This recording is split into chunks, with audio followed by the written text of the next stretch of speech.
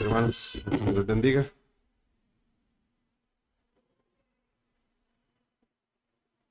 Seguimos como hemos estado estudiando a través de varios meses ya, nuestro estudio de la confesión.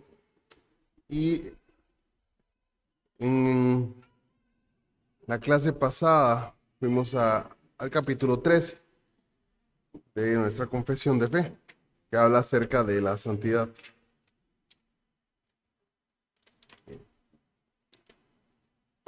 De la santificación, perdón. Vimos de una manera introductoria ese capítulo 13. Vamos a orar para tener provecho de parte de Dios en esta mañana. Señor y Dios nuestro, gracias damos por este tu día, en el cual venimos preparando nuestros corazones para que tu gloria sea manifiesta a nosotros, poder caminar y avanzar en este camino de santificación. Guíanos y guárdanos nuestras mentes, nuestros corazones, para ser conformados más y más en la imagen de tu Hijo Jesucristo. Auxilia a nuestro débil corazón, débilmente, prestar atención a tu palabra, tener provecho para tu gloria, en el nombre de Jesús. Amén. Nuestra confesión inicia este capítulo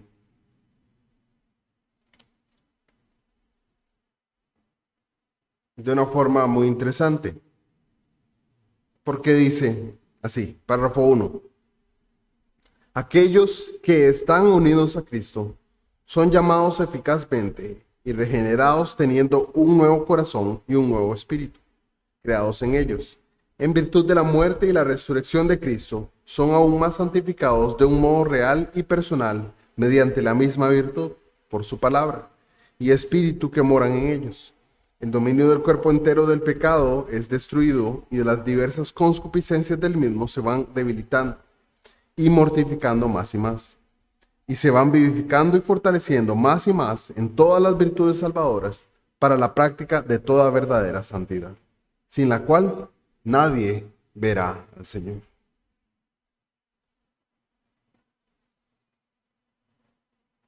Hemos visto de manera introductoria en nuestra clase anterior la doctrina de la santificación de una forma amplia, un amplio espectro con respecto a todas estas cosas. Ahora vemos en la confesión misma, esta sección 1 del capítulo 13 comienza con estas palabras. Aquellos que están unidos a Cristo son llamados eficazmente y regenerados, teniendo un nuevo corazón y un nuevo espíritu creados en ellos. En virtud de la muerte y la resurrección de Cristo, son aún más santificados de un modo real y personal mediante la misma virtud por su palabra y espíritu que moran en ellos. Ciertamente es una frase larga lo que se está tratando aquí. Debemos prestar atención a todo lo que ella contiene.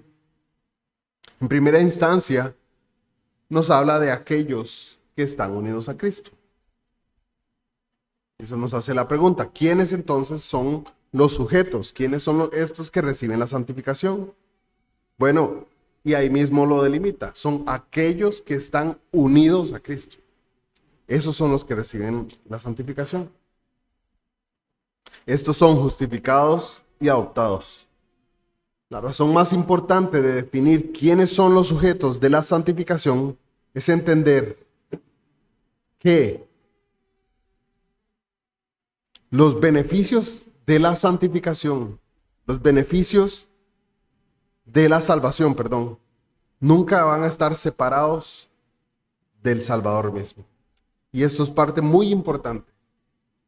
Nunca vendrá alguien a Cristo que no reciba los beneficios de estar unido a Cristo. Pero muchos hoy en nuestros días quieren todos los beneficios de Cristo da sin Cristo. Hay mucha gente hoy en día, ¿verdad? Como decía William Booth, el del Ejército de Salvación.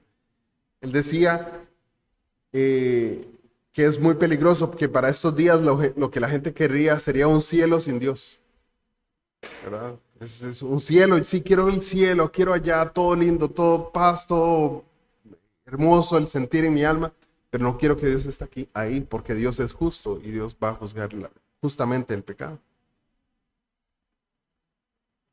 Entonces es muy importante definir quiénes son estos sujetos de la santificación. Son aquellos que están unidos a Cristo. Y es muy interesante verlo en una carta como la carta a los Efesios, donde Pablo les escribe a la iglesia en Éfeso. Y hay una frase que sobresale a través de todo el texto, y es en Cristo. La carta a los Efesios repite una y otra y otra y otra vez insistentemente en Cristo.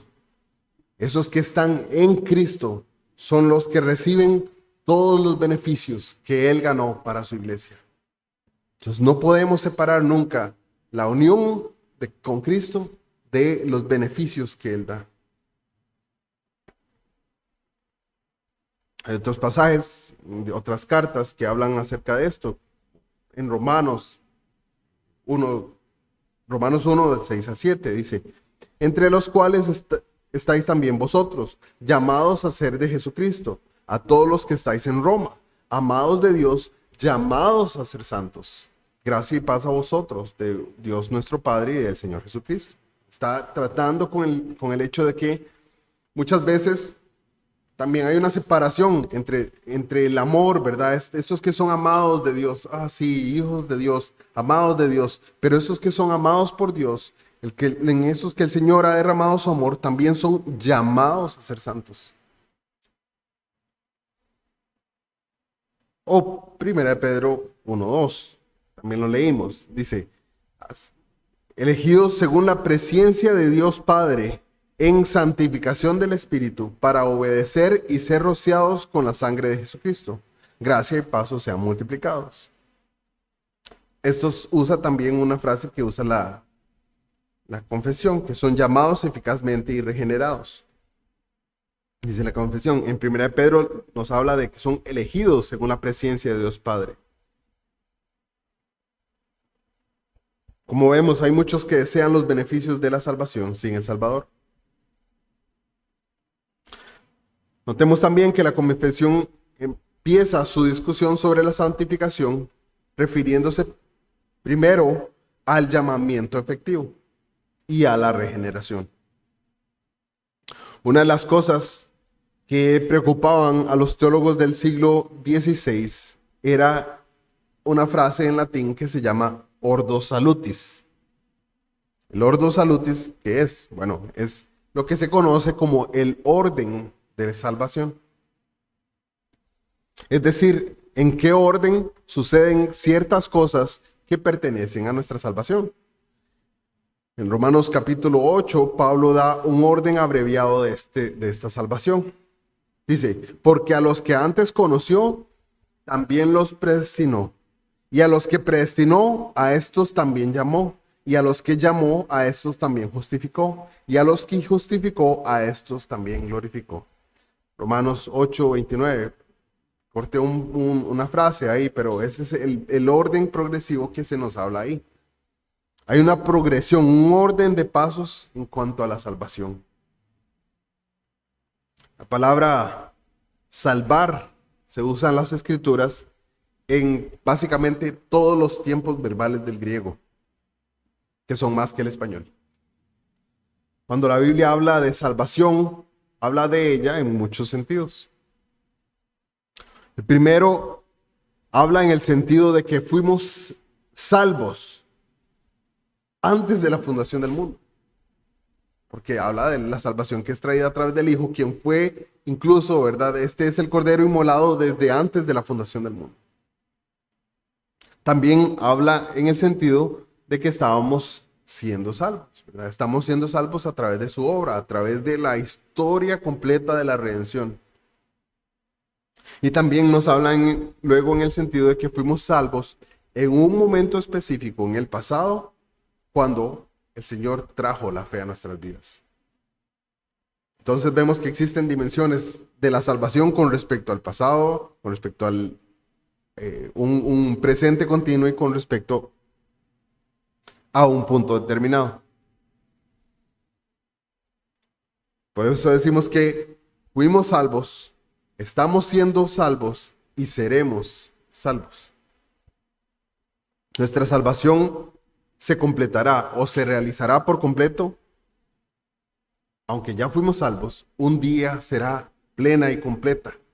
Y ese día es cuando entremos en el cielo y seamos glorificados. Por eso el orden de nuestra salvación tiene que ver con la secuencia de esa obra de redención en la vida de los creyentes.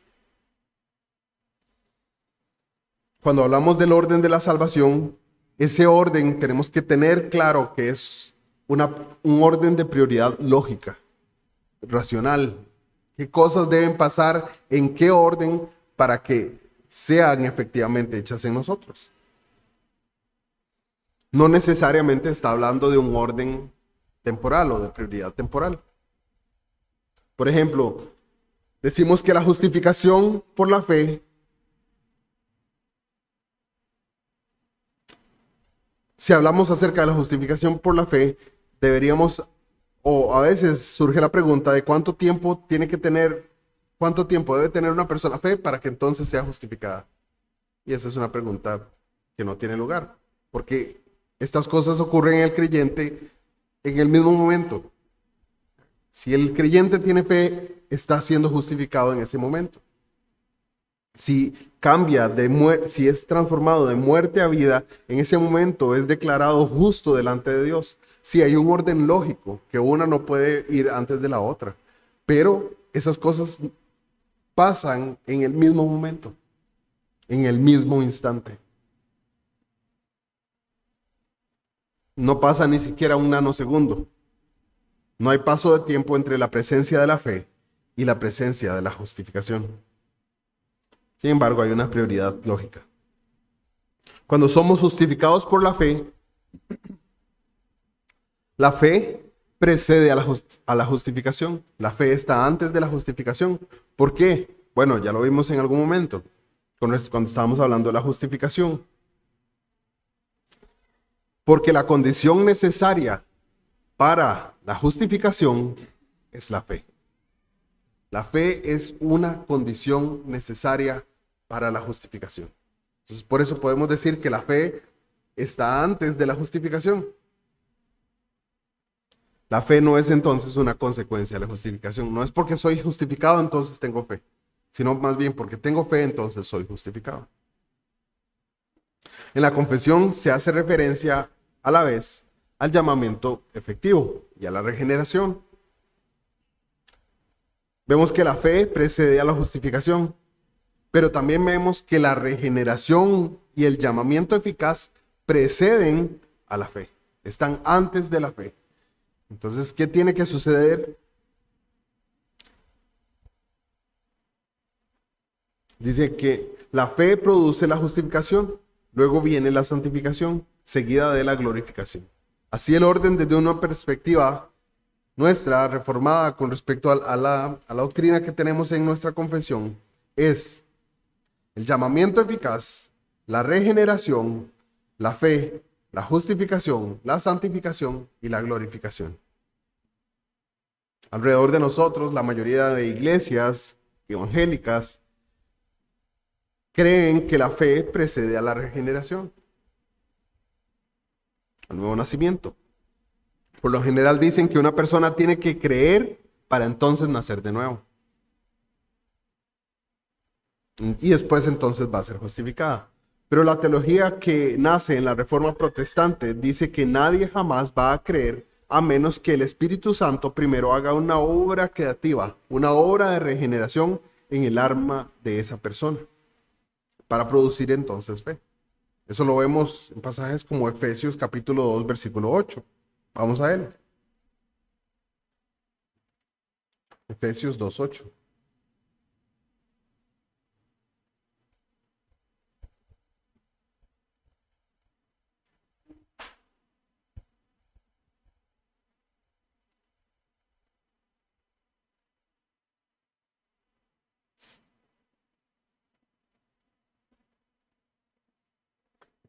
Dice, porque por gracia sois salvos, por medio de la fe, y esto no de vosotros, pues es don de Dios. Claramente en este pasaje nos habla de cómo la fe es dádiva, es un regalo de Dios al hombre, es un regalo de Dios a la humanidad. Nadie puede tener fe si el Señor no la da primero. ¿Y cuándo la da? ¿Cuándo da la fe el Señor?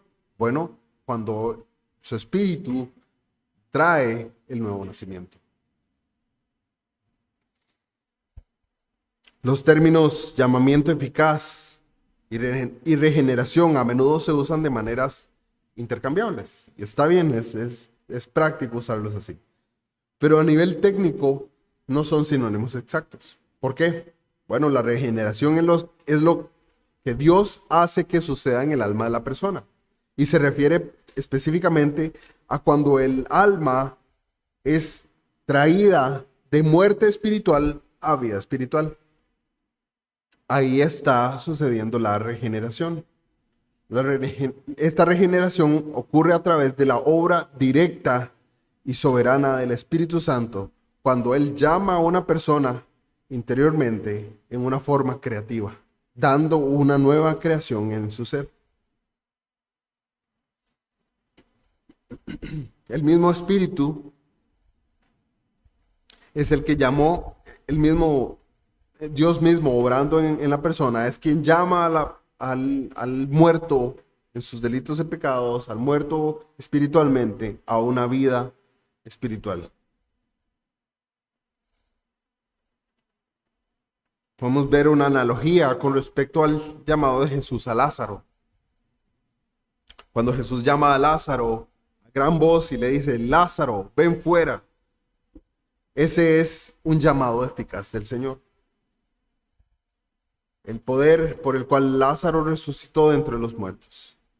Lázaro entonces renació físicamente como un resultado de esa voz que fue enviada. Y así pudo producir un cambio en él, de muerte a vida. Así es la obra del Espíritu Santo. El Espíritu Santo llama al corazón de la persona y le hace renacer para vida. Entonces ahí se produce un cambio. A través del llamamiento eficaz de esa voz del Espíritu tocando el corazón de la persona, transformándolo de un corazón de piedra a un corazón de carne, es donde encuentra la regeneración. Y es ese llamamiento el que produce regeneración, lo cual produce fe, la cual produce la cual produce justificación y la que produce santificación. Entonces vemos ese orden lógico de cosas que están sucediendo en el creyente a la hora del nuevo nacimiento. Al comprender ese orden de salvación, comprendemos nuestra dependencia total y plena en la gracia de Dios. Y esto es lo maravilloso de estudiar estas doctrinas. Ellas nos confortan. Ese orden de salvación que tenemos en la palabra que leímos en Romanos 8, traza para nuestras almas el plan de redención. Y lo que se exalta a través de este orden es tanto la soberanía de un Dios que salva como la gracia que Él da al salvar.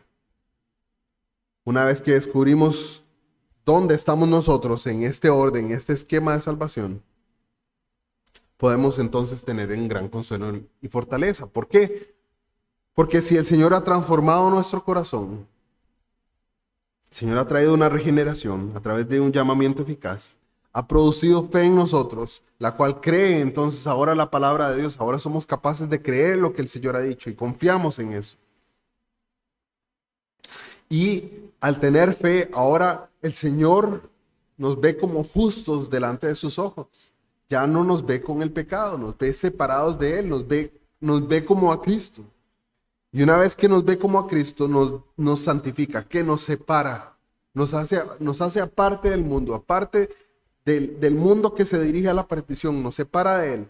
Y separados de ese mundo, empezamos a caminar más y más en el camino que es la santificación. para un día alcanzar la glorificación.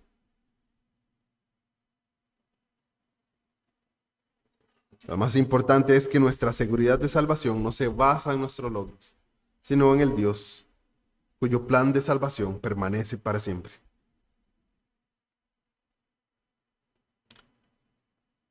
Dado que la teología reformada pone un énfasis bien grande en lo que se le llama monergismo, que es la obra de una sola parte en la salvación, Dios trabaja solo, ¿verdad?, para llevar a los pecadores a la vida nueva, la vida espiritual.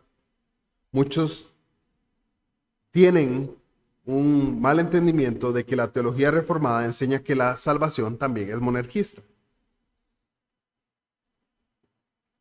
Yo incluso creía esto, pero veo a través de las escrituras que la salvación sí es monergista, pero que la santificación no es monergista. La santificación es sinergista.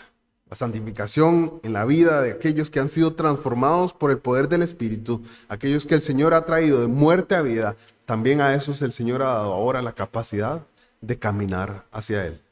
Y ese es el proceso de santificación. La teología semipelagiana es sinérgica, de principio a fin. Habla de que la salvación es de dos partes, de Dios y el hombre cooperando, ¿verdad? Lo cual vemos es un grave error. Ellos dicen que Dios y el hombre trabajan juntos para lograr esta salvación. Algunas personas asumen que la teología reformada enseña que un ser humano es pasivo o un robot a lo largo de todo su peregrinaje espiritual, y que es solo Dios quien inicia el proceso y nos arrastra hasta el final de nuestra vida. No, la teología reformada enseña que la salvación es monergista al principio, porque es Cristo quien trae esa salvación. Y luego sinérgica. Después del llamamiento y la regeneración son hechas en la persona, entonces ahora sí podemos cooperar con Dios. ¿Para qué? Para ser santificados, para caminar hacia Él, para confiar en su palabra, para orar, para ayunar, para venir a la iglesia, para recibir la palabra de Dios. Una vez que Él ha hecho esa obra en nuestras vidas, hay un camino por parte nuestra. La segunda parte de este capítulo 1, párrafo 1, dice: el dominio del cuerpo entero del pecado es destruido, y las diversas concupiscencias del mismo se van debilitando y mortificando más y más, y se van vivificando y fortaleciendo más y más en todas las virtudes salvadoras para la práctica de toda verdadera santidad, sin la cual nadie verá al Señor. El resultado de la regeneración es la liberación de la voluntad de la esclavitud al pecado.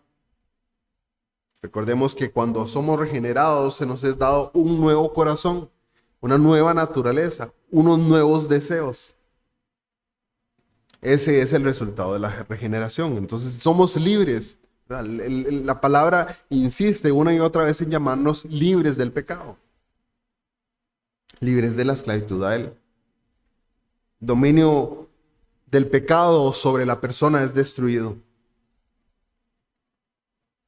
Eso no significa que el pecado esté completamente vencido inmediatamente en ese momento, sino que se ha liberado de su dominio sobre la voluntad. Antes de nacer de nuevo, estábamos dominados por el pecado, totalmente, plenamente, sometidos a él. El pecado venía y nos arrodillábamos delante de él, le adorábamos. El pecado era nuestro Dios, el pecado era quien nos tenía atados. Pero siendo libertados por la obra de Cristo, el pecado ya no es nuestro amo. Hay una lucha, sí, hay una lucha, pero ya no es nuestro maestro, no es nuestro Señor. Además de esto, han ocurrido cambios reales dentro de la persona que es regenerada, así como lo dice la confesión. Dice: y las diversas concupiscencias del mismo se van debilitando y mortificando más y más. Es decir, el viejo hombre ahora está siendo muerto y despojado de su fuerza. Ese ciertamente es el argumento que vemos en Romanos capítulo 6 con respecto a lo que Pablo les dice a los romanos. Esto para que ya no poder mantenernos en ese cautiverio. Al mismo tiempo, el nuevo hombre es vivificado y fortalecido en todas las gracias salvadoras. El dominio de todo el cuerpo de pecado es destruido. Y nuestras concupiscencias, aquellos deseos malvados que se inclinaban a pensar el mal, son debilitados y son mortificados. Esto para la práctica de una verdadera santidad, sin la cual nadie verá al Señor. La meta de todo este proceso de santificación es ser santos. Recordamos la frase que tenemos en el Antiguo Testamento que el Señor da a su pueblo: sed santos como yo soy santo. Sin esta santidad nadie jamás verá al Señor. Y esto es muy importante entenderlo, muy importante pesarlo y analizarlo. Sin una santificación progresiva en nuestras vidas, sin un camino hacia la santidad, usted, mi hermano y amigo, que usted dice, sí, yo voy a ver al Señor, y está convencido de eso, pregúntese, ¿está caminando usted en santidad? ¿Está yendo usted hacia el Señor? ¿Está caminando usted hacia Él? ¿O está siendo dominado por el pecado? Si es así, clame al Señor, arrepiéntase. Pida que su espíritu toque su alma y corazón y pueda caminar hacia Él.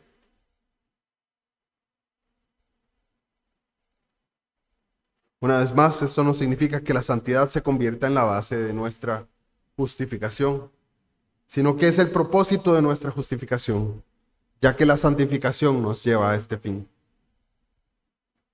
El Nuevo Testamento deja muy claro que el proceso de santificación es una empresa cooperativa.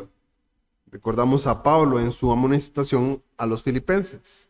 Filipenses 2:12 nos dice, ocupados en vuestra salvación con temor y temblor. La primera palabra en este mandamiento es acerca del trabajo. Ocupados, trabajad, actúen, hagan. No se queden ahí, no es como quédense ahí reposados. Hace unos 300 años hubo un movimiento que se llamó el movimiento pietista. El movimiento pietista decía que para el creyente nacido nuevo no era necesario hacer nada. Podía quedarse, más bien debía dejar de hacer todas las cosas y entonces el Señor así traería de alguna manera la santificación a su vida. Estaba muy errado, ¿verdad? Ese movimiento. Y las consecuencias fueron bastante malas para la iglesia que se apropió de ese movimiento. Dios nos ordena trabajar, no en nuestra justificación, no para presentarnos más justos delante de Él, porque ciertamente si ya hemos nacido de nuevo, Él nos ve a través de la justicia de Cristo, pero sí para ser santificados. Antes de que fuéramos justificados por la fe,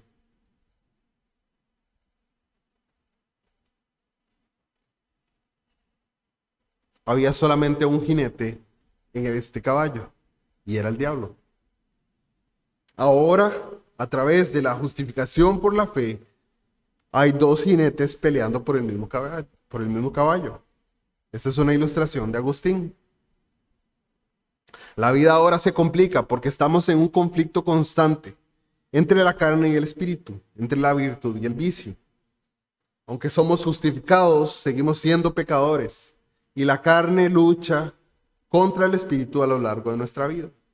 Si vamos a crecer en nuestra fe cristiana y llegar a ser conformados en la imagen de Cristo, es necesario que trabajemos para llegar ahí. Ocupados en vuestra propia salvación con temor y temblor. Notemos estas dos palabras, con temor y temblor. Comunican que el trabajo requerido en la santificación no debe ser emprendido de manera casual o arrogante, sino más bien debe ser hecho con seriedad y con fervor. ¿Por qué? Porque es una cuestión de vida o muerte. Debe ser la máxima prioridad en el creyente el caminar hacia la santidad. Nuestro Señor mismo dijo a sus discípulos en Mateo 6:33, buscad primeramente el reino de Dios y su justicia. Queridos hermanos, no podemos estar buscando primeramente cualquier otra cosa en nuestro diario vivir. Podemos estar buscando nuestro trabajo, podemos estar buscando el quedar bien con otros, podemos estar buscando la diversión, el entretenimiento, el alimento. Pero el llamado del Señor a los creyentes, a esos que Él separa y a esos que Él aparta, es buscad primeramente el reino de Dios y su justicia. La búsqueda del reino de Dios debe ser la primera ocupación del creyente. A veces hay un dicho, una palabra con la cual se le llama a los inconversos, esto más en un contexto de Estados Unidos, se les llama seekers, que es buscadores. Pero eso está distanciado de la verdad. Lo que menos hace una persona no creyente es buscar a Cristo. Si Cristo no está hablando, transformando, tocando su corazón a través del mensaje del Evangelio y de la obra del Espíritu Santo en alguien, nadie busca a Dios. No hay quien busque a Dios. La palabra de Dios es clara que el mundo no le está buscando. El mundo está huyendo, alejándose de él. Se nos dice que no hay justo ni a uno. Eso es Romanos 3, versículos 10 al 11. No hay quien entienda, no hay quien busque a Dios. Todos a una se desviaron, a una se hicieron inútiles. Las personas no regeneradas en este mundo no buscan a Dios. Ellos buscan muchas veces los beneficios que Dios da, pero no le buscan a Él. Buscan felicidad, plenitud, buscan el sentido de la vida, buscan aliviar su culpa, pero quieren recibir todas estas cosas mientras le dan la espalda al Señor, que es el dador de ellas. Muchas veces queremos el regalo, pero no a quien lo da.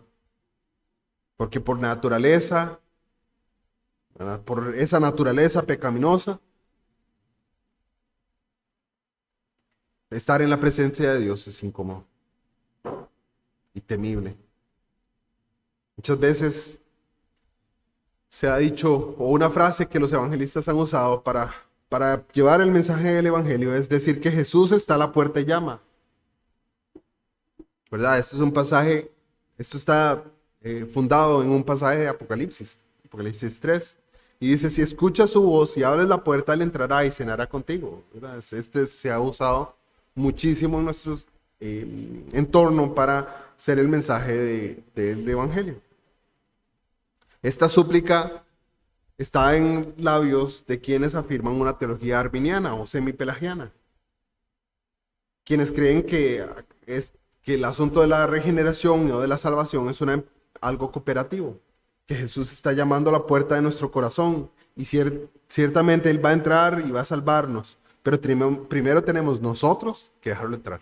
Él está allá afuera, pero yo no le abro. Es como si Jesús estuviera fuera de la tumba de Lázaro y gritara, Lázaro, soy yo, de pie, aquí esperando.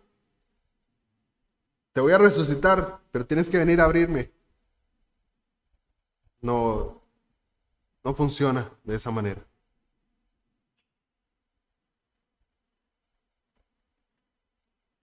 Cuando leemos en la Biblia que Jesús está a la puerta y llama, vemos por el contexto que se está dirigiendo a los cristianos. Apocalipsis 3:20, leamos ese pasaje. Un momento.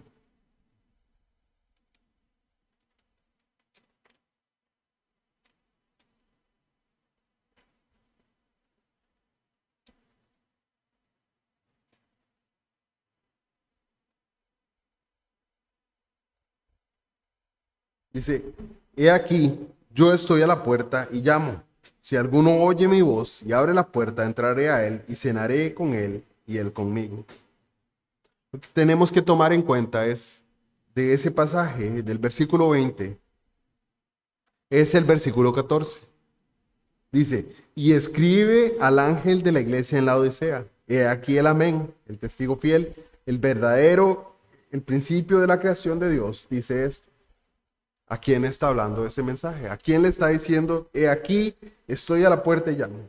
A una iglesia. Creyentes. Que ciertamente, creyentes que parece, según lo que vemos en la lectura, estaban siendo fríos y estaban apartándose del camino del Señor. Estaban como iglesia enfriándose más y más, o entibiándose más y más, que es la exhortación que se les hace. No estaban siendo ni creyentes ni incrédulos. Y por eso les exhorta, he aquí, estoy a la puerta y llamo. Si alguno oye mi voz, entonces entraré a él. Entonces vemos cómo en ese pasaje él está llamando a los redimidos a cooperar con él. Porque solo los redimidos tienen la capacidad espiritual para hacerlo. Una vez que somos regenerados por el Espíritu Santo, podemos trabajar o podemos dejar de hacerlo con Dios para la búsqueda de nuestra santificación. Fácilmente podríamos relajarnos y decir, bueno, nuestra búsqueda del Señor terminó en el momento que Él nos salvó. El Señor me salvó y listo, ya estoy, ya de aquí hasta la eternidad.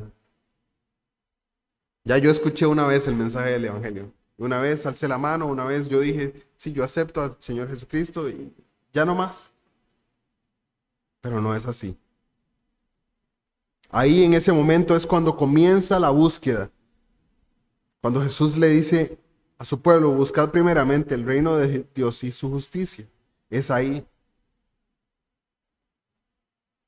Busque primeramente el reino de Dios, no solamente en esa secuencia cronológica, sino también con ese sentido de importancia, ya que la tarea más importante que tiene todo cristiano en su vida es la búsqueda del reino de Dios.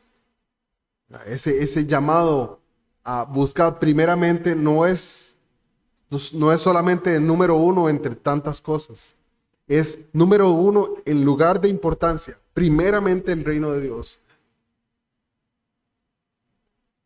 Todo cristiano debe involucrarse en esa búsqueda apasionada de la justicia divina.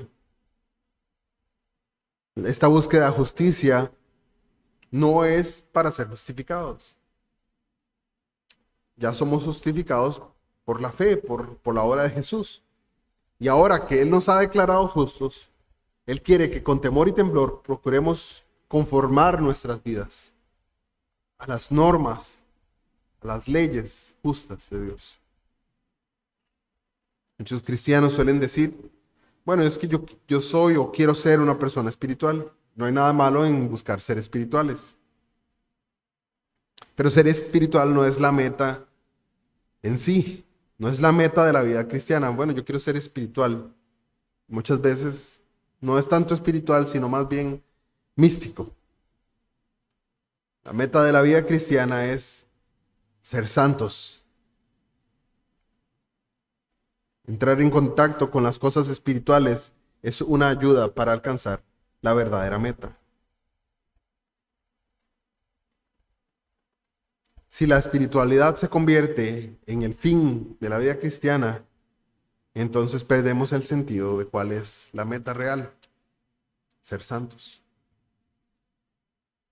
El Señor Jesús denunció fuertemente a los fariseos, quienes se definían a sí mismos como personas comprometidas con la búsqueda de la justicia. Sin embargo, persiguieron una justicia propia, bajo sus propios términos, por lo que fueron condenados por el Señor.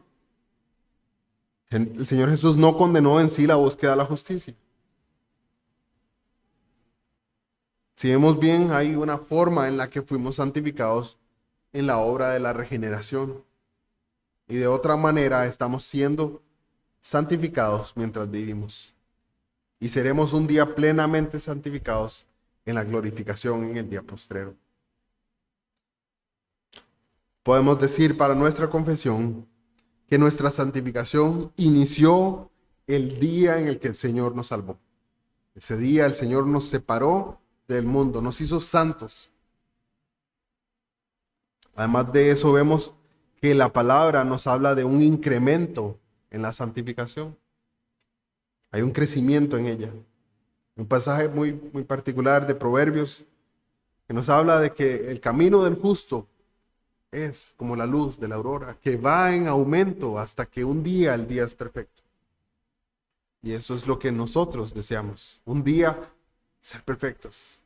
Un día ser presentados delante de Dios sin la carga del pecado que nos agobia. Y ese día vendrá para todos aquellos que tienen fe, todos aquellos que han creído en el Señor. Este proceso terrenal de la santificación se va llevando a cabo mediante una obra. ¿Cuál es esta obra? Bueno, la mortificación del pecado en nuestras vidas. Y a través de la limpieza y santificación progresiva que el Espíritu Santo da por la palabra.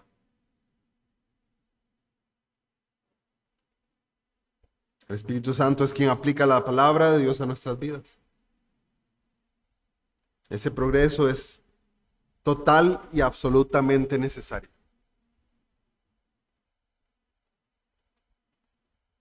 Vamos a leer Hebreos 12:14.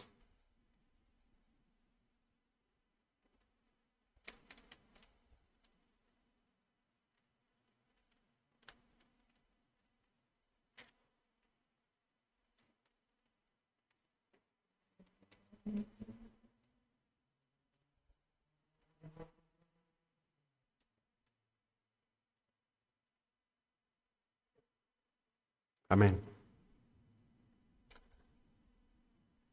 Dice, seguid la paz con todos y la santidad, sin la cual nadie verá al Señor. Muy importante. Recordar que sin la santidad nadie verá al Señor.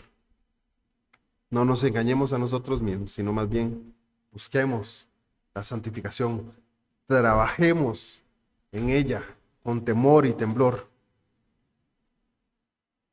Creo que en esta mañana quedaremos aquí. Si el Señor lo permite, la próxima terminaremos con los otros 2 párrafos. El Señor les bendiga.